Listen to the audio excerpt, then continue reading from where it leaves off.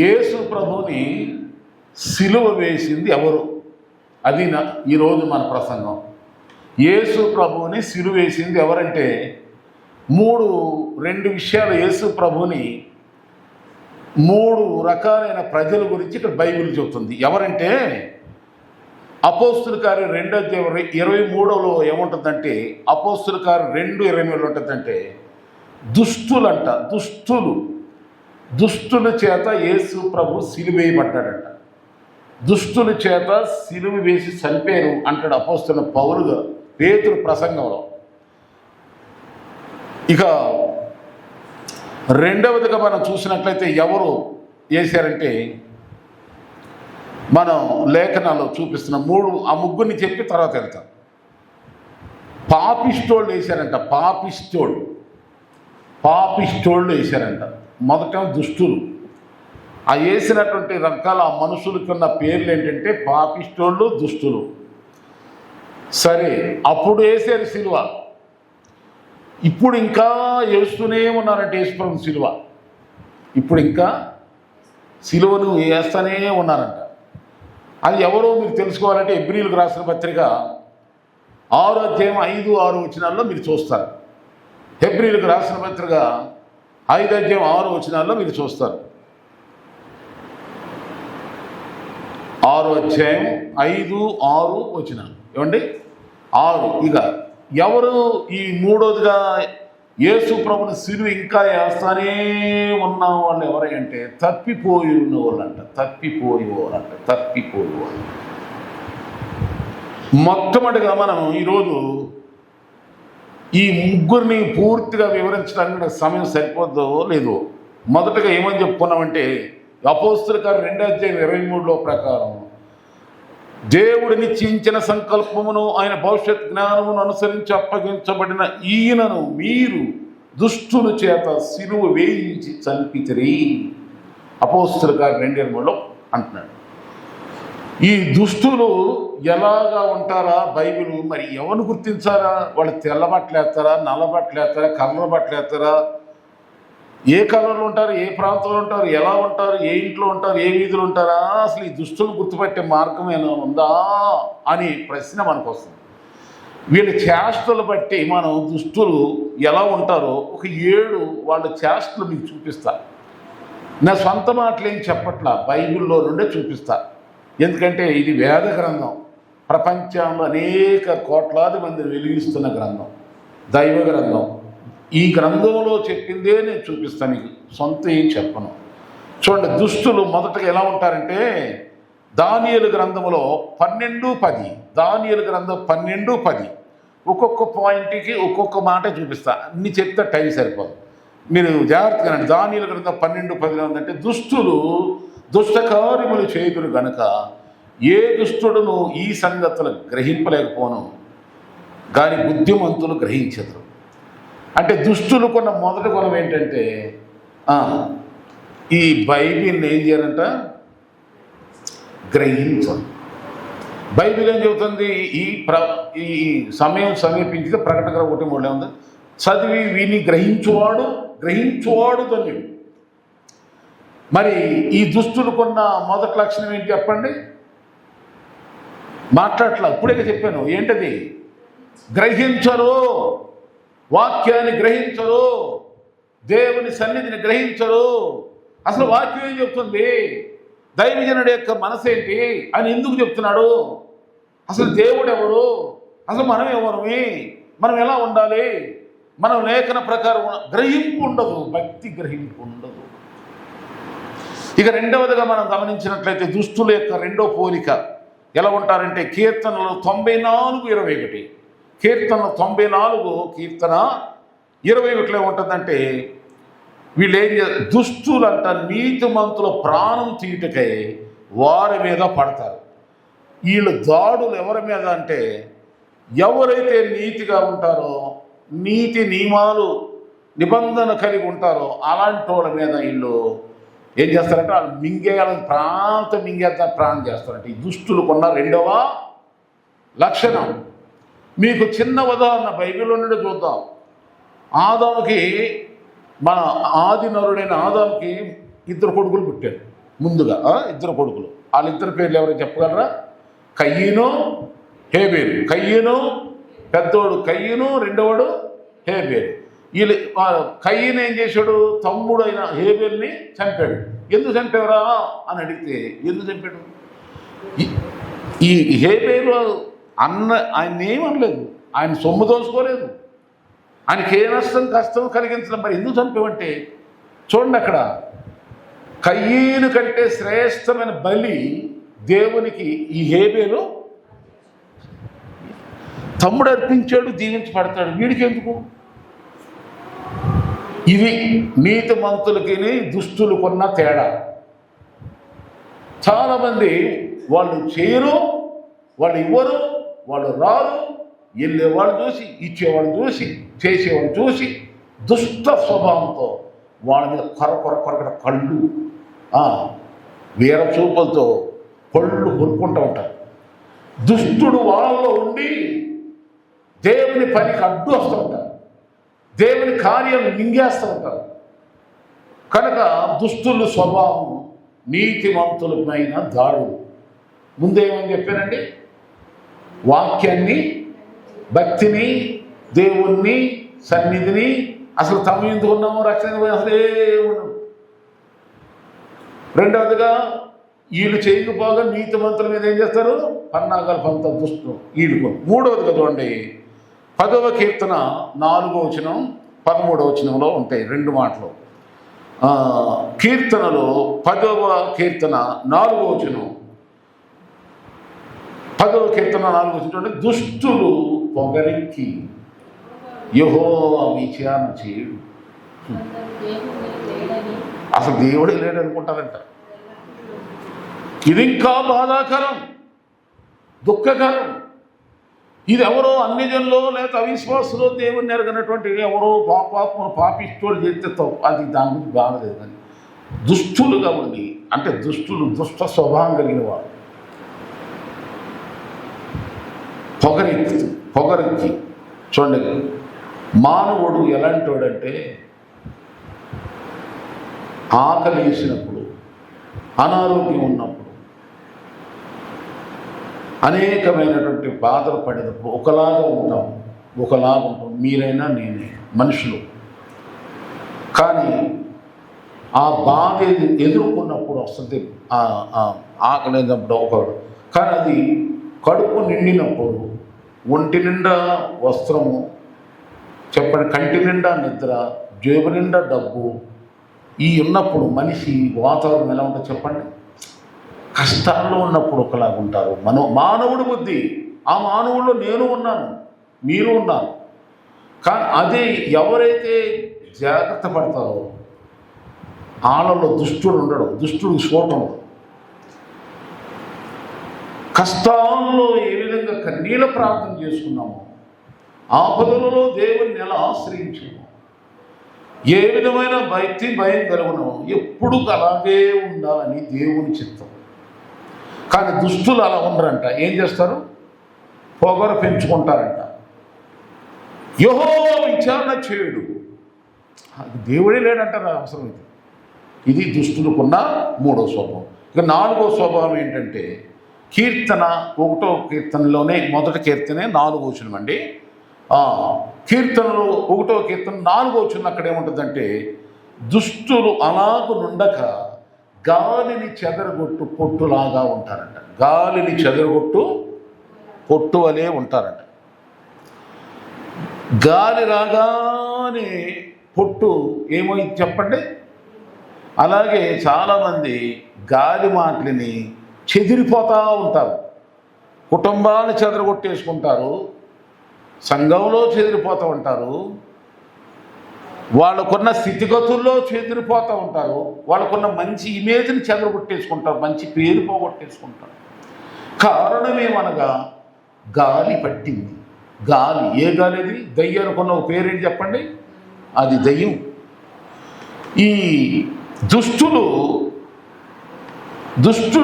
వాడి పని అదే, దయ్యం పని. పొట్టును ఏ విధంగా చెదరగొడతాడో మంచిగా ఉన్న వాళ్ళ జీవితాన్ని కూడా అలాగే పాడు చేస్తూ ఉంటాడు, చెదరగొడతాడు దుష్టుడు. అలాగే దేవుని బిడ్డలారా, మనందరం చెదరగొట్టేవాళ్ళం కాదు కానీ సమకూర్చేవాడు. మన దేవుడు ఎవరు చెప్పండి? సమకూర్చేవాడే కానీ చెదరగొట్టువాడు.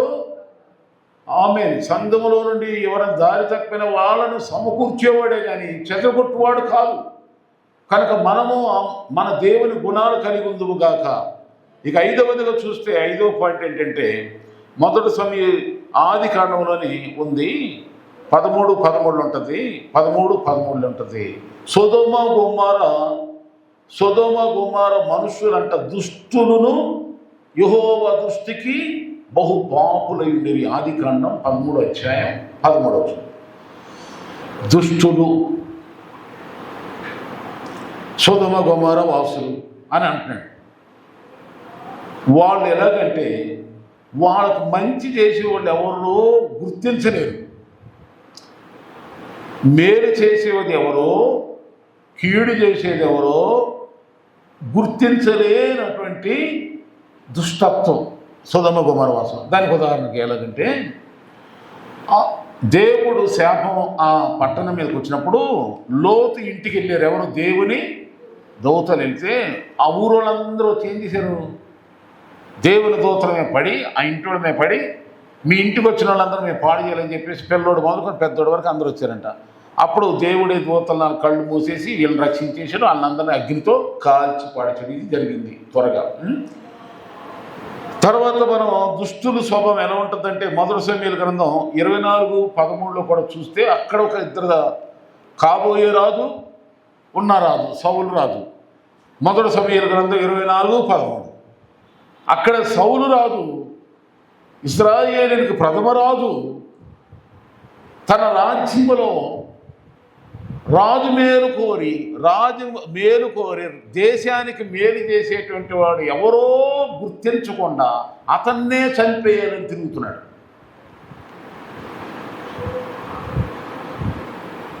దుష్టులు ఆ సౌలు ఏమి గుర్తించలేకపోయాడు? దావీదు ద్వారా దేవుడు ఎన్నో యుద్ధాలు చేస్తున్నాడు. ఉదాహరణ మీకు తెలిసినంత వరకు దావీదు ద్వారానే కదా ఆ ఫిలిష్తీయుడైన గొల్యాతుని చంపేసింది. ఇతనే కదా తెగించి వెళ్ళిపోతే ఏమైపోయాడు? ఇశ్రాయేలు ఫిలిష్తీయులకు దాసులు అయ్యేవాడు. ప్రాణాన్ని తెగించి వెళ్ళి మనం చేసిన అలాంటి వాడికి ఏం చేయాలి? ముందే మాటే చెప్పాడు, అలాంటి వాడికి నా కూతురిస్తాను రాజ్యంలో అన్నాడు. కానీ ఇచ్చినట్టు ఇచ్చాడు, సంసారం చేయనివట్లా ఎప్పుడు చంపేద్దామా అని చూస్తున్నాడు. మనం మేలు కోరే వాళ్ళని ఇలాగే దాడి చేస్తారు చాలా. యేసు ప్రభు వారి గురించి నిజంగా వాళ్ళకి అర్థమైతే చంపేవాళ్ళు అంటారా? చంపేవాళ్ళు కాదు, తెలియకి చంపేశారని తర్వాత చెప్తున్నారు.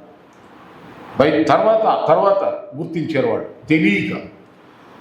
దుష్టుడు మనిషిలో ఉన్నప్పుడు ఏమవుతుందంటే, మనకు మంచి చేసేవాళ్ళు చేదుగా కనపడతారు. ఎవరైనా నాలంటోడు ముక్కుసూటిగా మాట్లాడి ఏదైనా వాస్తవాన్ని చెప్పి గద్దించేమనుకోండి, ఏమైపోతాం? చేదుకుంటే ఆ మాటలు అరే చాలా పశ్చాత్తాపడి మార్చుకుంటే ఎంత బాగుంటుంది. కానీ ఈ సౌలు అలాంటోడు కాదు. తప్పులెంచువారు తమ తెప్పులు ఎరుగరా విశ్వదాభిరామ వినురవేమ. తప్పులు ఎంచుతున్నాడు కానీ అసలు ఇతర తప్పులే, అసలు తప్పు లేని వాళ్ళు తప్పులు ఎంచుతున్నాడు కానీ వాడి తప్పు ఏంటో వాడు తెలుసుకోలేకపోతున్నాడు. ఎందుకనగా దుష్టుడు ఏదో నాశనానికి ముందు ఏముంటుందంట చెప్పండి? నాశనానికి ముందు గర్వం. దుష్టుడు గర్విష్ఠుని చేసి నాశనాన్ని గురి చేసిన తర్వాత అప్పుడు అన్నారు. చివరికి అతను తను ఏం చేశాడు? తను హత్య చేసి చనిపోయాడు ఆ రాజు. సొదొమ గొమొర్రా వాసులు ఏమైపోయారు? దేవుని అగ్ని చేత దహించబడిపోయారు. కనుక దుష్టులు వాళ్ళు దైవాన్ని గుర్తించరు, మంచిని గుర్తించరు, దైవజనుడి విలువలు దేవుని విలువ గుర్తించరు. గుర్తించండి, ఎందుకంటే గుర్తింపనివ్వకుండా చేసేది దుష్టుడే. దేవునికి మహిమ కలుగాక. తర్వాత చూడండి, దుష్టులు ఎలా ఉంటారంటే ఇంకొక 6వ విషయం ఏంటంటే, సామెతలు 28:12 వచనం 28వ వచనం. సామెతల గ్రంథం 28వ అధ్యాయం 12వ వచనం 28వ వచనం. దుష్టులు గొప్పవారగునప్పుడు జనులు దావీదులు. మళ్ళా 28లో కూడా ఉంది. 28 వచ్చిన ఏమంటే దుష్టులు గొప్పవారగునప్పుడు జనులు దాగుకొందురు, వారు నశించినప్పుడు నీతిమంతులు ఎక్కువ అవుతురు. దుష్టులు గొప్పవారైతేనంట, దుష్టుల దగ్గర డబ్బున్నా, దుష్టుల దగ్గర ఆస్తి ఉన్నా, దుష్టుల దగ్గర అధికారం ఉన్నా, దుష్టుల దగ్గర ఏదున్నా కానీ జనులందరూ దాగి ఉంటారంట. ఎందుకంటే వాళ్ళు చేసేది ఇక ఆగరిక, వాళ్ళ స్వభావం అది. మంచి చెడు చూడడం, వాళ్ళ ఇష్టం వచ్చినట్టుగా నియంతలుగా ప్రవర్తిస్తారు, నియంతలుగా జీవిస్తారు. ఏదో ఈ భూమి స్థిరమో శాశ్వతం, వాడు ఎప్పుడు ఉంటాడనుకుంటాడు, ఎప్పుడు ఉంటాడనుకుంటాడు, కానీ ఎప్పుడు చెప్తాడో తెలియదు. ఈ ప్రపంచంలో అలాంటి కొంతమంది ఉన్నారు, చాలామంది. సరే, ప్రపంచం గురించి ఉంది. కానీ దుష్టులు గొప్పవారైతే మనుషులందరికీ ఆనందంగా ఉండాలి, కానీ మనుషులు దాగి భయపడేలాగా ఉండకూడదు. నా దగ్గర అధికారం ఉంది, నా దగ్గర ఆస్తి ఉంది, నా దగ్గర ఇవి ఉన్నాయి, ఇవి ఉన్నాయి అని చెప్పి రెచ్చిపోయి మనుషులందరూ భయపెడితే బ్రతుకుతారు దుష్టులు వాళ్ళు. 7వదిగా చూద్దామండి. 7 విషయాలు అన్నా కదా. 10వ కీర్తన 3లో చూడండి. 10వ కీర్తన 3వ వచనంలో దుష్టులు తమ మనోభిలాషను బట్టి అతిశయపడతారు, లోబులు యెహోవా అని తెలుసు. చూసారా, దుష్టులకి వాళ్ళకి ఏది తోస్తే అది, వాళ్ళకి ఏది తోస్తే పైకి పాటలు పాడతారేమని ఎన్ని తెలిసినా ఏది అడిగినా జరిగేది నీ శతమే ప్రభు అంటారు. కానీ ఈ దుష్టుడు వాళ్ళలో ఉండి వాళ్ళ ఇష్టమే, నా ప్రాణమా తిను, తాగు, సుఖించు, సంతోషించు. అనేక సంవత్సరాలు సరిపోయిన మనకి బంగారం ఉంది, ఆస్తి ఉంది, అన్నీ ఉన్నాయని చెప్పుకుంటాం.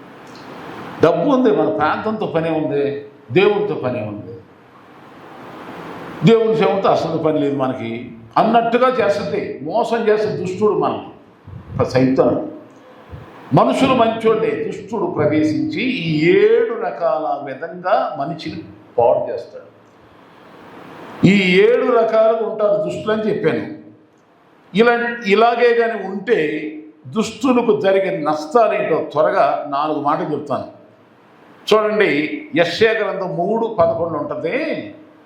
యెషయా గ్రంథం 3:11 ఉంటుందమ్మా. దుష్టులు అలాగే ఉన్నారని చెప్పి ఎలా ఉంటారో అలాంటి వాళ్ళకి ఏం జరుగుతుందో చూద్దాం. దుష్టులకు శ్రమ, వారి క్రియల ఫలం వారికి. తర్వాత 48 యెషయా గ్రంథంలో, యెషయా గ్రంథం 48వ అధ్యాయం 22వ వచనంలో ఏముంటుందంటే దుష్టులకు నెమ్మది ఉండదు. వాళ్ళకి ఎన్ని ఆస్తులున్నా ఏమున్నా కానీ శాంతి ఉండదు, నెమ్మది ఉండదు, సమాధానం, శాంతి ఉండదు. అదే యెషయా గ్రంథం 57:21లో కూడా చూద్దాం. అదే యెషయా గ్రంథం 57:21లో కూడా అదే మాట ఉండదు. దుష్టులకి ఏమున్నదంటే నెమ్మది ఉండదు. ఇక కీర్తన 9:17 ఏముంటుందంటే, కీర్తన 9:17 ఉంటుందంటే, 9వ కీర్తన 17 వచ్చిన ఏముంటుందంటే, దుష్టులను దేవుని మరచు జనులందరూ పాతాళంలోనికే దిగిపోతారు. చూసారా, వాళ్ళకి ఇలాంటి నష్టాలు జరుగుతుంటాయి. మరి ఇప్పుడు ఫైనల్గా వస్తున్నాయి ఒక 5 మాటలు. ఇలాంటి వాళ్ళతో ఎలా ఉండాలి మనం, ఇలాంటి వాళ్ళతో ఎలా ఉండాలి, ఈ దుష్టులతో ఎలా ఉండాలి, ఎలా ఉంటారో దుష్టులు చెప్పాను, వాళ్ళకి ఏం జరుగుద్దో చెప్పాను. అలాంటి వాళ్ళతో మనం ఎలా ఉండాలి 5 మాటలు. 1 కీర్తన 1వ కీర్తన 1వ వచనం, మీ అందరికి నోటెడ్ అయిన కీర్తన మాట. అది ఏంటది? దుష్టుల ఆలోచన చొప్పున నడవక పాపుల మార్గాన్న, అంటే దుష్టులు చెప్పే ఆలోచన అనుసరించకూడదు, దుష్టుల ఆలోచన చొప్పున నడవద్దు. అదే సామెతల గ్రంథంలో 4:14లో కూడా ఉంటుంది ఇదే మాట. 4:14లో సామెతల గ్రంథంలో ఉంటుంది. దుష్టులు ఆలోచన కానీ ఆ దుష్టుల మార్గాన్ని కానీ అనుసరించకూడదు. దుష్టులు ఎలా ఉంటారో ముందు చెప్పాను. ఆ బుద్ధులు కనపడ్డ మనుషులతో ఆలోచన కానీ వాళ్ళ మార్గాన్ని కానీ మనం వెళ్ళకూడదు. రెండవదిగా చూద్దాం, కీర్తన 26వ కీర్తన 5వ వచనం చూద్దాం. కీర్తన 26వ కీర్తన 5లో రెండవదిగా దుష్టులతో మనం ఎలా ఉండాలి. 26వ కీర్తన 5వ వచనం, దుష్టుల సంగము నాకు అసహ్యం. అందుకని పౌలు గారు అంటాడు ఇలా చెప్పకుండా, ఏవేవి నాకు లాభకరములై ఉండెనో వాటిని పెంటతో అంటే పెంటను ఎవరన్నా ఎంత ఆకలి సత్య స్థితిలో ఉన్నా పెంట తింటారా మనుషులు? తినరు, సావన్న చస్తారు. కానీ అట్లా ఎంచాలి దుష్టుల్ని. అవసరమైతే నష్టమైన భరిస్తాం కానీ కష్టాలను భరిస్తాం కానీ అటువంటి దుష్టులతో మాత్రం మనము పొత్తు వాళ్ళని చూస్తేనే ఉయ్యొద్దు కానీ అంత అసహించుకోవాలి. ఇక మూడవదిగా యెషయా గ్రంథం 26:10, యెషయా గ్రంథం 26:10, యెషయా గ్రంథం 26 అధ్యాయం 10లో ఏముంటుందంటే, దుష్టులకు దయ చూపినను వారు నీతిని నేర్చుకొనరు, వారు ధర్మక్షేత్రంలో నివసించినను యెహోవా మహత్యను ఆలోచించి అన్యం చేస్తూనే ఉంటారు. దుష్టులు ఏం చేయరమ్మా? దుష్టుల మీద ఏం చేయకూడదంటే, ఇప్పుడు మనం ఏం చూపకూడదమ్మా? దయ చూపకూడదంట. ఏం చూపకూడదు? పాపం అనకూడదు. ఆమె వాళ్ళని కఠినంగా శిక్షించాలి ప్రభుని ప్రార్థన చేయాలి. బుద్ధి వచ్చేది దీని ఆయన మళ్ళా దుష్టుల స్వభావం లేకుండా పూర్తిగా దహించబడేలాగా మీరే కృప చూపునాయని ప్రార్థన చేయాలి. అంతే తప్ప దయ చూపకూడదు దుష్టుల మీద. కనుక దుష్టుల మీద ఎప్పుడు దేవుడే చెప్తున్న మాటలు, మన సొంత మాట కాదు. దుష్టుల మీద దయ చూపినా, వాళ్ళని మన ఇంట్లోకి తెచ్చుకున్నా, మందిరంలో తెచ్చుకున్నా, వాళ్ళకి ఎంత ఏసీలో పెట్టి ఎన్ని చల్ల కూలింగ్ మాటలు చెప్పినా, ఎన్ని మంచి వాళ్ళకి ఎక్కదో, మళ్ళీ వెంటనే మన ముందు తప్పుకోగానే మళ్ళీ దుష్టుడు యోధ ఇస్కరియోతు యేసు ప్రభుతోనే ఉన్నాడు, యేసు మాటలు వింటున్నాడు, యేసుతో తిరుగుతున్నాడు, తింటున్నాడు. కానీ వాళ్ళు ఎవరున్నారు? వాళ్ళలో దుష్టుడు ఉన్నాడు.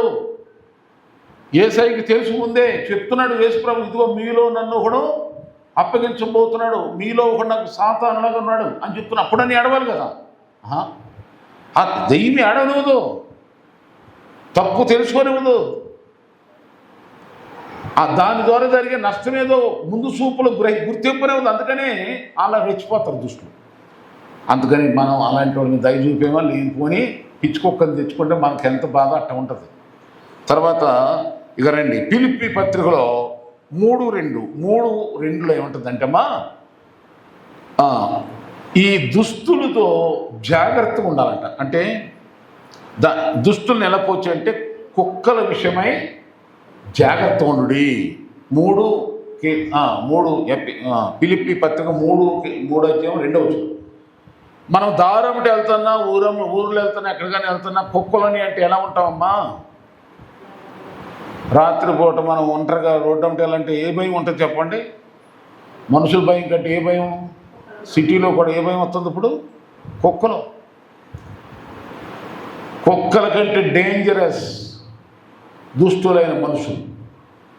కనుక నేను ముందు చెప్పిన 7 గుణాలు కలిగిన మనుషులు ఎవరైనా మీకు తటస్థిస్తే, కుక్కను చూస్తే ఎలా భయపడతావు ఆ జాగ్రత్త కలిగి, లేదా కాటేస్తే చంపేస్తే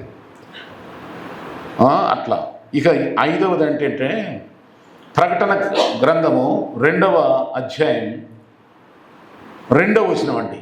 ప్రకటన గ్రంథం 2వ అధ్యాయం 2వ వచనం ఏముంటుందంటే, అక్కడ ఒక సంఘంతో దేవుడు చెప్తున్నాడు, ఎఫెసీ అనే సంఘంతో అంటున్నాడు, నీవు దుష్టులను సహింపలేవు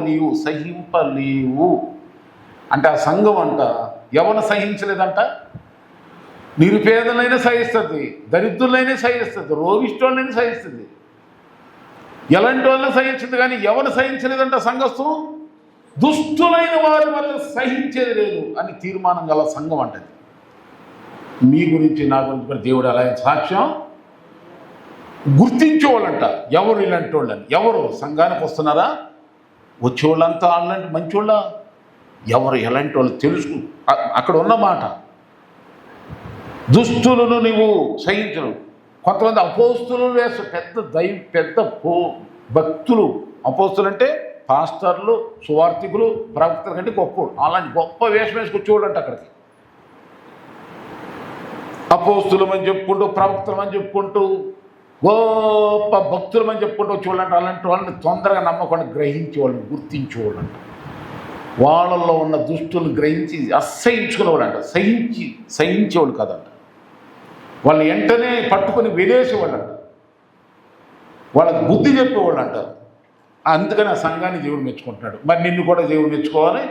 ఇక మనం తెలుసుకోవాల్సిన సత్యాలు ఏంటంటే, దీని ద్వారా యేసు ప్రభు సిలువేసింది ఎవరు? అయ్యో దేవా, చాలామంది పాటలు పాడతారు కదా, ఏ పాపమెరుగని ఏ పావనమూర్తి పాపవిమోచకుండా నా పల్లి దైవమా నా పాపముల కొర కీపాట్లు నొందినావా బల్లిదుండవు పంటూ బల్లెమును దుష్టులు బల్లెముతో పొడిచారయ్యా. కరుణామయుడు అనే సినిమాను గుంటూరు జిల్లాలో షూటింగ్ చేస్తున్నారంట. అప్పుడు షూట్ చేస్తుంటే యేసు ప్రభు వారు సిలువ మోసేటువంటి సీన్ ఆ గుంటూరు జిల్లాలో చాలామంది సినిమా యేసు ప్రభు సినిమా చేస్తారని చెప్పి జనం జనం వచ్చారంట, చూడటానికి వచ్చారు. ఇప్పుడు మీరు కరుణామయుడు సినిమాలో చూసారు, జనం అంతా కూడా నటించడానికి వచ్చింది, చూడటానికి వచ్చారు. వాళ్ళందరికీ చెప్పి అప్పుడు యేసు ప్రభుని కొట్టుకుంటూ తీసుకెళ్తున్నారు. అప్పుడు నిజంగానే కొట్టేస్తారని అక్కడున్న ప్రజలందరూ భయంకరంగా ఏడుస్తుంటే అప్పుడు ఆ డైరెక్టర్ అన్నాడంట, ఇంత డబ్బులు ఇచ్చినా కానీ ఆడవరు మనం ఏడిపించలేము, కానీ యేసు ప్రభుని కొడతంటే ఎంత ఏడుతున్నారు, అబ్బా మనకి ఎంత కలిసి వచ్చింది అని చెప్పి అందరిని షూట్ చేసి పడేశారు. అందుకని కరుణామయుడు చూడగానే అందరికీ ఏడుపు వచ్చేస్తుంది. రియల్గా ఏడ్చారు. రియల్గా నటించడం డబ్బు ఇస్తే ఏడుతారు కదా, కానీ రియల్గా కొడతంటేనే కానీ నిజమైన దెబ్బలు కదా. ఆ సౌండ్ పెట్టి కొడతాడు, నిజంగా కొట్టేస్తున్నారు బాబోయ్ అని పెద్ద ఏడ్చారు. అందుకని ఆ సినిమా అంత హిట్ అయిపోయింది. మరి అంత బాధపడుతున్నామే, మాకు కొట్టింది ఎవరు? దుష్టులు. ఆ దుష్టులు ఎలా ఉంటారు? 7 మాటలు చెప్పాను. ఆ దుష్టులతో ఎలా ఉండాలో చెప్పాను. ఆ దుష్టులకు జరిగే నష్టమేదో చెప్పేశాను. మరి దుష్టుల్లాగా ఉంటారా, నీతిమంతులాగా ఉంటారా? డిసైడింగ్ మీదే. నిర్ణయం మళ్ళా తెలుసుకోండి. ఒకసారి అర్థంలోకి వెళ్ళి మన ముఖాలలో చూసుకుంటాము. దేవుని వాక్యాన్ని కూడా ఒకసారి పరిశీలన చేసుకోండి. ఇన్నాములే వదిలేయమాకండి. ఆది యందు వాక్యమైన వాక్యమే మనకు దేవుడు. వాక్య రూపంలో దేవుడు మన మధ్యలో ఉన్నాడు కనుక వాక్యాన్ని విడిచిపెట్టమాకండి.